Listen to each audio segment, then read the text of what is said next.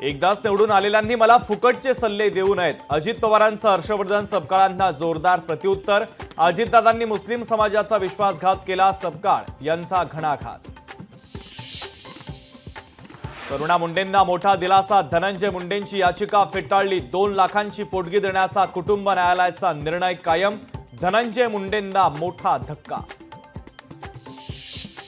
भिसे कुटुंबियांनी घेतली मुख्यमंत्री देवेंद्र फडणवीसांची भेट. या प्रकरणी योग्य ती कारवाई केली जाईल, फडणवीसांचं भिसे कुटुंबाला आश्वासन. गर्भवती महिलेच्या मृत्यूनंतर दीनानाथ मंगेशकर रुग्णालयाला आली जाग. यापुढे आपत्कालीन विभागामध्ये कोणत्याही रुग्णाकडून डिपॉझिट न घेण्याचा निर्णय. अश्विनी बिद्रे हत्याकांड प्रकरणी 11 एप्रिलला कोर्ट आरोपींना शिक्षा सुनावणार. अभय करंदीकर हाच मुख्य आरोपी असल्याचं निष्पन्न. महाविद्यालयामध्ये निरोप समारंभाच्या कार्यक्रमात भाषण करताना विद्यार्थिनीचा मृत्यू. धाराशिवच्या रागे शिंदे महाविद्यालयातील धक्कादायक घटना. राज्यात 21 वर्षांनी शिक्षकेतर कर्मचाऱ्यांची भरती. शिक्षकेतर पदांच्या भरतीचा मार्ग मोकळा. सुमारे 5000 पदांची भरती होण्याची शक्यता.